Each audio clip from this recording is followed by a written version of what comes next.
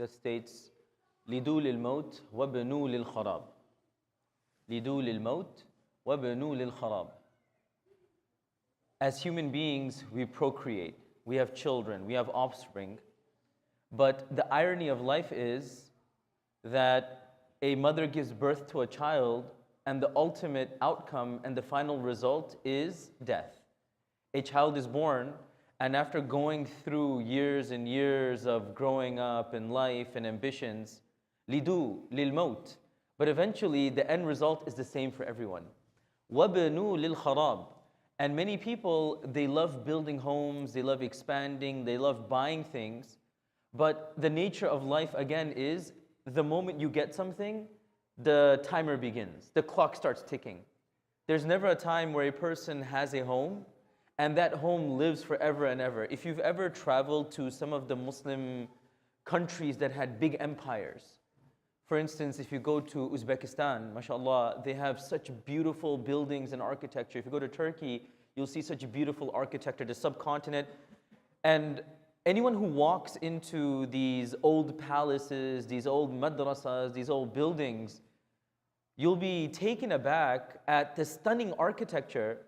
But the one thing that comes to your mind right away is that at some point, this was a thriving society, and today it's so silent that you hear crickets. When you go to Uzbekistan, there's a place called Samarkand.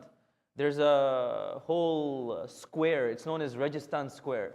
If anybody ever goes there, it's very important to see where the famous conqueror Timur Lane, he built a complex over there with houses and madrasas and palaces. When you're driving by and you look at the buildings, it's like the earthly equivalent of looking at the stars. You sit there in front of a building, a palace, and you're dwarfed. You're so small compared to this big, gigantic building. You look in all sides and you'll see madrasas, buildings, places of study, the palace, everything.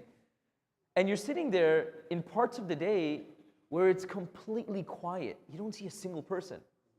And it just makes you think, وَبَنُوا لِلْخَرَابِ, that no matter how beautiful the home is, no matter how populated it is, eventually, at some point, it's going to be empty, it's going to be someone else's property, either you or your progeny.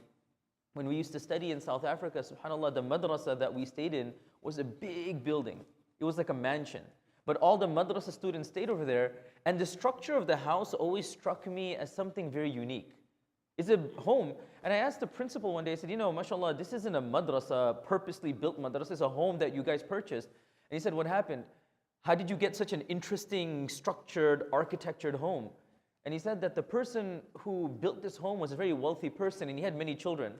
And he had this vision and goal that him and all of his children are going to live together in this big house.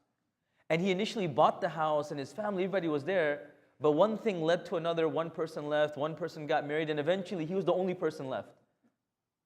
And he said that it was so shocking, he just couldn't take that grief of, he had this vision that it would be him, his children, his grandchildren, 20, 30 people playing around. And he says within a matter of years, one person got married, another person left, another person didn't want to stay. He says it would just be in his wife, and his wife passed away, and he was the only person.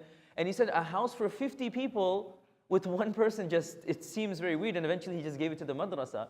And our teacher would always say, وَبَنُوا لِلْخَرَابِ, like everything we build, everything that we're aspiring towards, the moment we sign, the moment we walk in, the moment we build it, the clocker starts. The clock, the timer, it just starts ticking. And yeah, we just have to be ready for it. وَالْعَصْرِ إِنَّ الْإِنسَانَ لَفِي خُسْرٍ, just being mindful of it. This is not for us to become despondent and not say, oh, I don't want to buy a house, or I don't want to buy property, or I don't want to have children, or I don't want to have a vision. This is all important. In life, we need to function. But just reminding ourselves that everything we do, but we remember that the ultimate outcome and the final result is we return back to Allah subhanahu wa ta'ala. As they say, inna lillahi wa inna ilayhi raji'un. Everything returns back to Allah subhanahu wa ta'ala. May Allah subhanahu wa ta'ala inspire us with the reality of this world. May Allah subhanahu wa ta'ala make us be prepared for what is the ultimate outcome of everything that is here for us and what is waiting for us in the akhirah. Ameen ya Rabbil Alameen. Jazakumullahu khairan.